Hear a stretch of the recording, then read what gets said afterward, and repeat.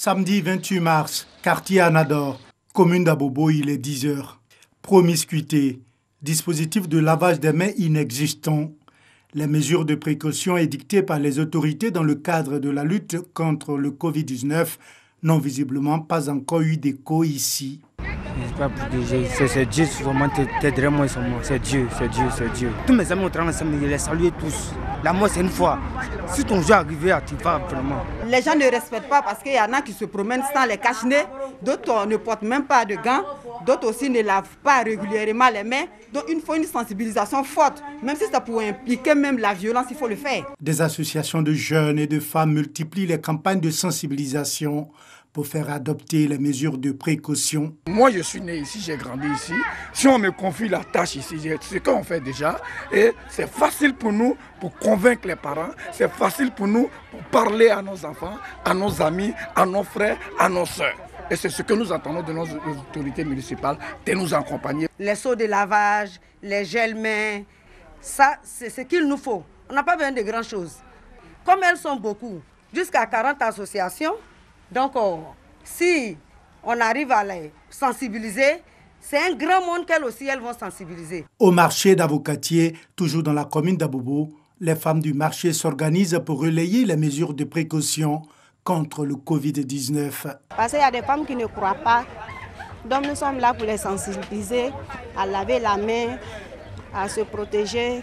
Parce qu'elles ne voient pas aux alentours des gens tomber malades, tout et tout, donc elles pensent que ce n'est pas une réalité. Alors que nous leur disons non, que c'est une réalité.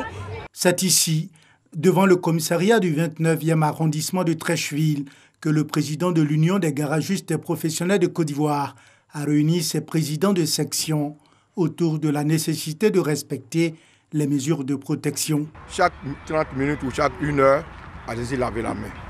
Ça, c'est les garagistes, puisqu'on a toujours la main sale. Bon, pour se protéger les narines, nos enfants qui sont avec nous, ils sont autour de nous pour regarder ce que nous faisons comme travail. Donc, tu es protégé, toi-même déjà protégé, quand tu parles à l'enfant. Le petit crachat qui sort, ça reste pour toi seul. L'enfant aussi est protégé. Visiblement mobilisés pour faire barrage à la propagation du coronavirus en Côte d'Ivoire, les organisations de la société civile pourraient être des leviers efficaces dans la lutte contre la pandémie. Gel hydroalcoolique, savon désinfectant, cache-nez, seau, papier mouchoir et thermomètre. Ce sont entre autres kits d'hygiène offerts aux populations du Tchologo par Ouattara Dombi Drissa, fils de la région par ailleurs, délégué RHDP de Ferké sous-préfecture.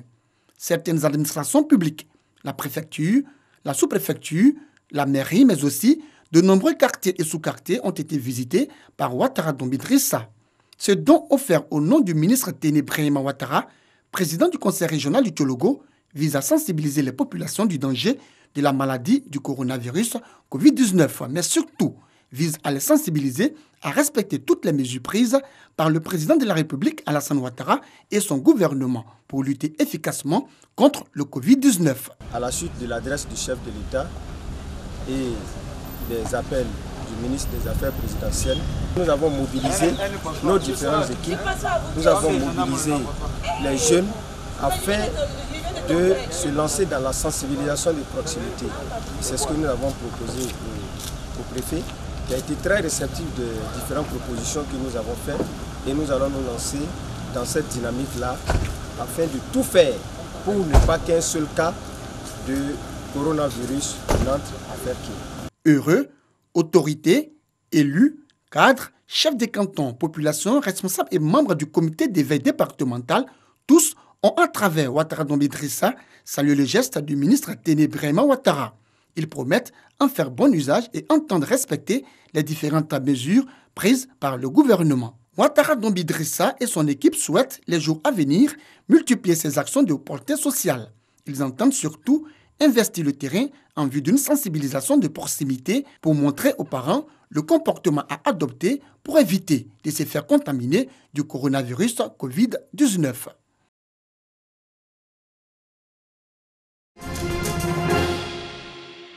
Je ne sais pas si je peux le faire, Mitch.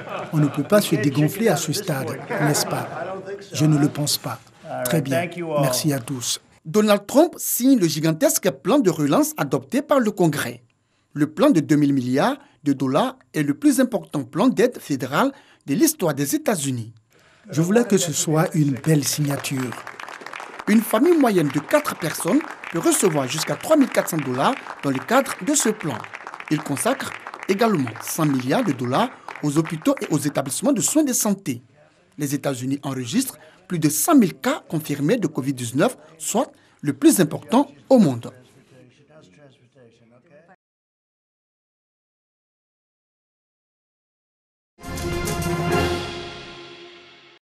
Des kits de coronavirus à la chaîne. C'est ce que fabrique cette usine sud-coréenne 24 heures sur 24. Elle en produit 350 000 par jour contre 20 000 en janvier. Nous avons pu mettre au point ces produits de dépistage du coronavirus grâce à notre expérience passée acquise dans le développement des kits de diagnostic lors des épidémies précédentes de mer, Moyen-Orient et de SARS. Avec l'Allemagne et le Singapour, la Corée du Sud est l'un des pays qui a le plus testé sa population et où il y a le moins de morts. Ces kits sont destinés à être exportés dans le monde entier.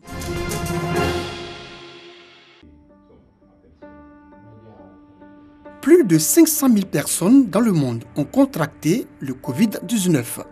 Parmi elles, le Premier ministre britannique Boris Johnson. J'ai été testé et ce test s'est avéré positif. Je travaille donc depuis chez moi et je suis en autoconfinement. Mais n'ayez aucun doute que je peux continuer, grâce à la magie de la technologie moderne, communiquer avec toute mon équipe pour mener la lutte nationale contre le coronavirus. Rome, Italie, 27 mars. En Italie, près de 1000 personnes sont mortes en 24 heures. Un bilan qu'aucun pays au monde n'avait atteint jusqu'à présent. Explosion des cas aux États-Unis. New York, États-Unis, 26 mars. C'est désormais le pays le plus touché par la pandémie de Covid-19. Les États-Unis ont recensé jeudi plus de cas de contamination que tout autre pays dans le monde. Le nombre de chômeurs a également explosé. Une conséquence directe du confinement dans certains États. Dans les hôpitaux de New York, les lits disponibles manquent. Le gouvernement a demandé aux hôpitaux d'augmenter leur capacité de 50%. Mais pour l'État, le pire reste à venir. Le pic de la pandémie n'est pas prévu avant 2 ou 3 semaines. Il tousse et a de la fièvre depuis 4 jours. On est venu hier, mais il y avait trop de monde, alors on est rentré chez nous. Je fais la queue depuis 7 heures ce matin.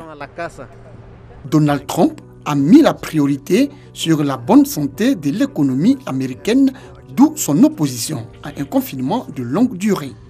Un retour du virus en Chine.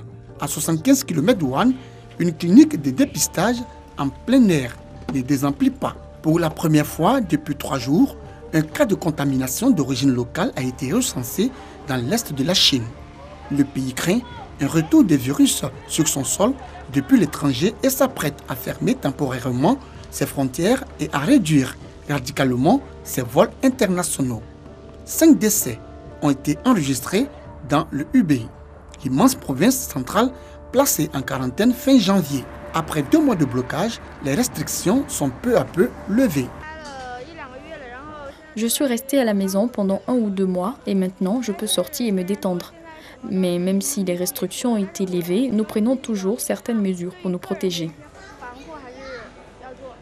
France, les urgences de Colmar au bord de la rupture. Colmar, France, 26 mars. C'est l'une des régions les plus touchées par la pandémie.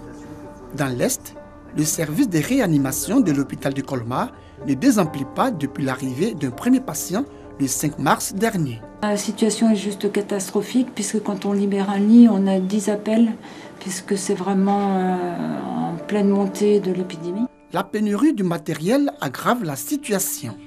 Ça, tout le monde s'en plaint, hein, les respirateurs de réa et les matériels de protection du personnel. Donc ça, tout le monde en parle aussi, c'est la protection par des masques FFP2. On est actuellement en rupture de blouses étanches pour les infirmières qui travaillent auprès des Covid plus lourds, donc de réanimation. On parle de rupture de Charlotte aussi, enfin, etc. Donc ça, c'est vraiment dramatique parce que si le personnel ne peut pas se protéger, c'est grave. Pour soulager l'hôpital, des malades ont été transférés vers d'autres établissements et dans des pays limitrophes comme l'Allemagne. Le confinement de la population a été prolongé pour 15 jours jusqu'au 15 avril.